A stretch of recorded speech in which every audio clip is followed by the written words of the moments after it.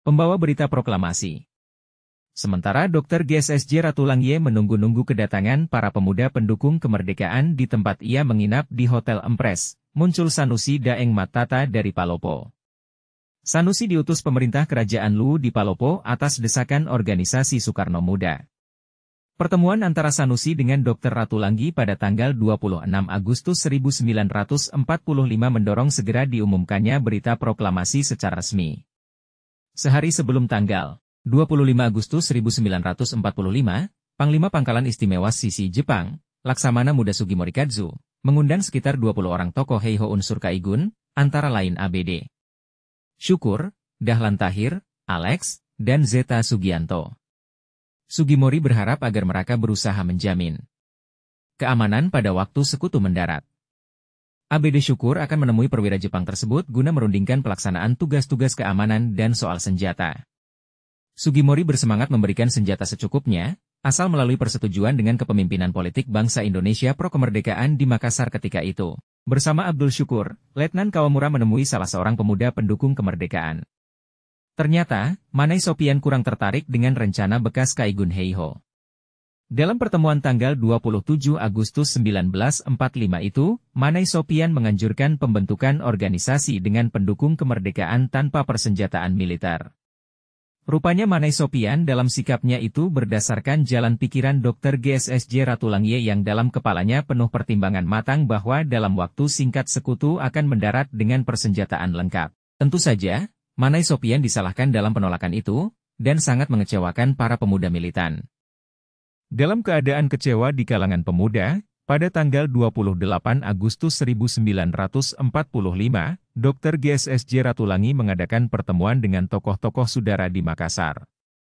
Di sini pun terdengar nada-nada kekecewaan yang ditujukan kepada Dr. GSSJ Ratulangye. Kecaman tajam dilemparkan sebagian anggota rapat, terutama oleh Najamuddin Daeng Malewa, yang memang memiliki haluan politik berbeda. Setelah aparat Belanda, Nica mengambil alih kekuasaan dari sekutu, Dr. Ratulangye ditangkap pada 5 April 1946, dan Najamuddin Daeng Malewa menjadi aparat Nica terpercaya. Para pemuda semakin yakin akan kegagalan perjuangan diplomasi yang dikembangkan oleh Ratulangye. Sesungguhnya rakyat Sulawesi Selatan mendukung Dr. GSSJ Ratulangye sebagai gubernur. Mereka bersama para raja bersedia bekerja sama dengan gubernur. Akan tetapi, sang gubernur bersikap terlalu hati-hati, khawatir akan timbul pertumpahan darah apabila berhadapan dengan pasukan sekutu yang akan mendarat. Dr. Ratulangye mengadakan perjalanan ke Parepare terus ke Wajo dan Watampone, sedangkan Kelu dikirim Ain Hajarati yang meneruskan perjalanan ke Poso Sulawesi Tengah.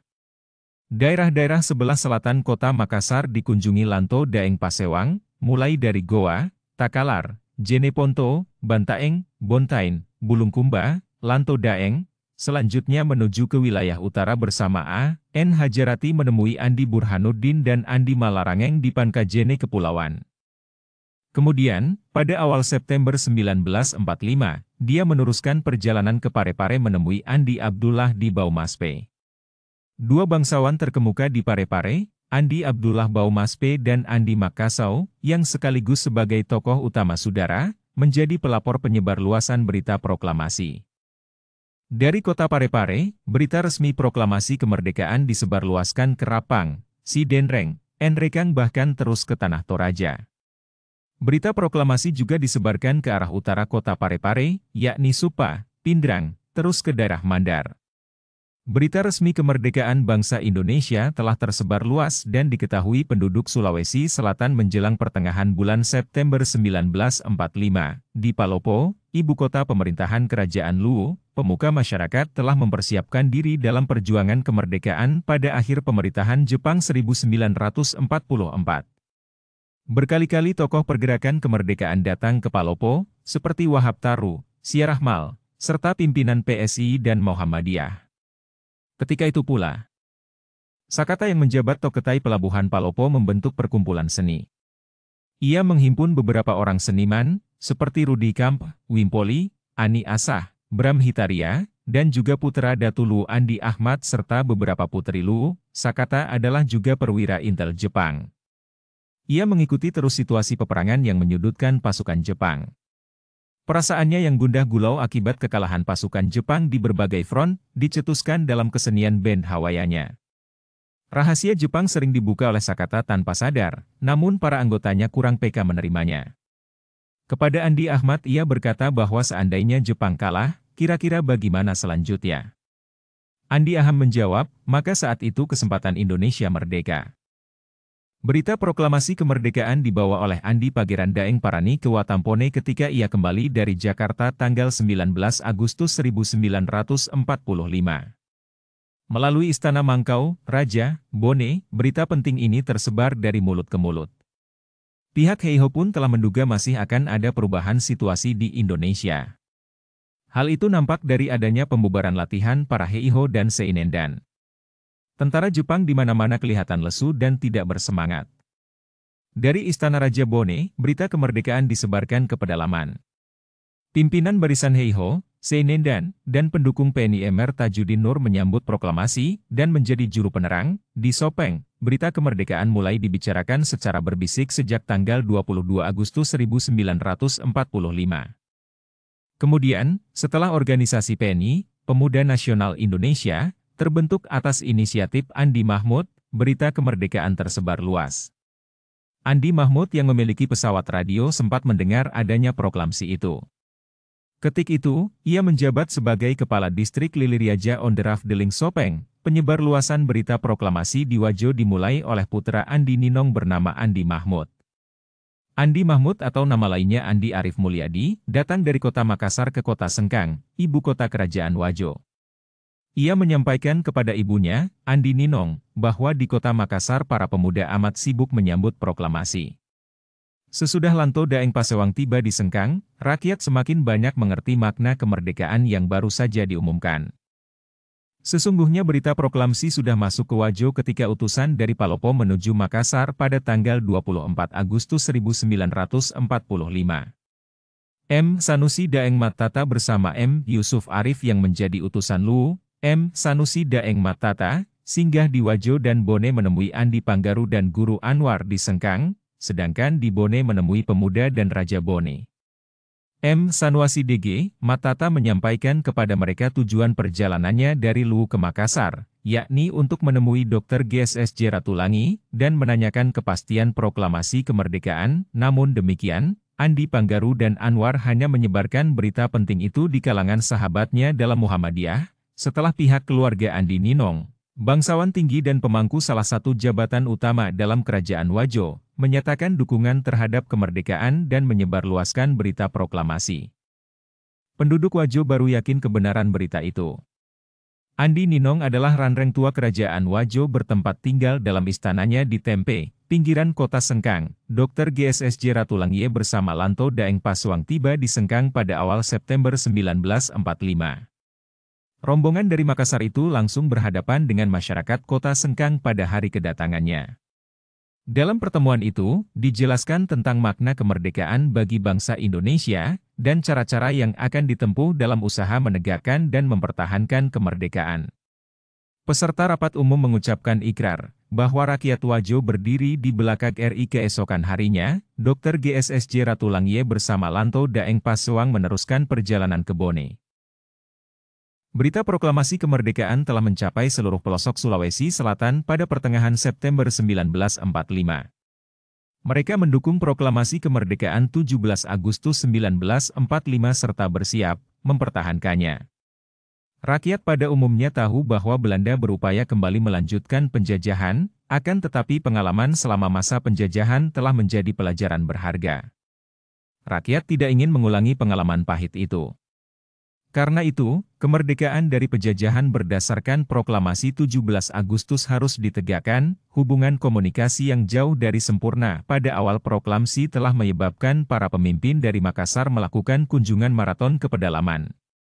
Kemudian, tokoh masyarakat dan pemuda pada setiap kota kecil di pedalaman menyebarluaskan berita kemerdekaan itu beserta penjelasan-penjelasan seperlunya kepada rakyat pada umumnya.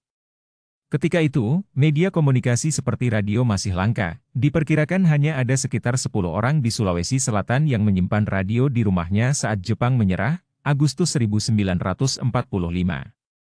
Di kota Parepare, Hanya Andi Abdullah Baumaspe yang memiliki radio, sedangkan Andi Makassau, Datu Supatoa, bekas Raja Supa, tidak menyimpan radio. Kendaraan roda 4 amat jarang kelihatan di jalan raya. Mereka yang berduit sudah boleh berbangga jika memiliki sepeda. Oleh karena itu, penyebarluasan berita proklamasi lebih banyak dilakukan dengan berjalan kaki. Meskipun keadaan serba sulit, rakyat Sulawesi Selatan umumnya mengetahui bahwa mereka telah bebas dari cengkraman asing. Kesibukan para pemuda di kota Makassar dalam mendukung proklamasi kemerdekaan menarik perhatian rakyat Goa. Kampung Jongaya, yang berbatasan dengan kota Makassar, ditempati sejumlah pimpinan pemuda yang sering mengadakan pertemuan. Di tempat itu juga Andi Mapanyoki bermalam bila ke Makassar. Pada akhir bulan Agustus 1945, rakyat mengibarkan bendera merah putih di bawah pimpinan ABD Rashid Daeng Lurang. Pengibaran bendera dimulai di Kampung Pao-Pao, sekitar makam Sultan Hasanuddin. Bahkan, muncul perkumpulan pemuda kampung pada pinggiran kota. Pemuda Goa di Katangka pada pertengahan September 1945 berusaha mencari senjata. Atas petunjuk Badolahi, beberapa pucuk karaben Jepang ditemukan dan juga pucuk pistol genggam. Hanya peluru senjata api itu amat kurang, sehingga manfaatnya pada masa itu tidak seperti yang diharapkan. Di Panara, atas usaha Supu dan kawan-kawan ditemukan lagi senjata karaben Jepang. Dengan demikian, pemuda pendukung kemerdekaan di Goa telah memiliki sekitar 10 pucuk senjata karaben Jepang dan beberapa pistol. Pusat kegiatan, pemuda ialah Katangka Tidung. Meskipun kota kecil, sungguh Minasa kurang nampak kegiatan dukungan terhadap proklamasi, tetapi di desa-desa Goa penduduk bersemangat. Di Limbung, pemuda Muhammadiyah kembali aktif, dengan Pandu Hawe sebagai intinya. Hal yang sama juga nampak pada penduduk Kampung Palangga dan juga Barombong.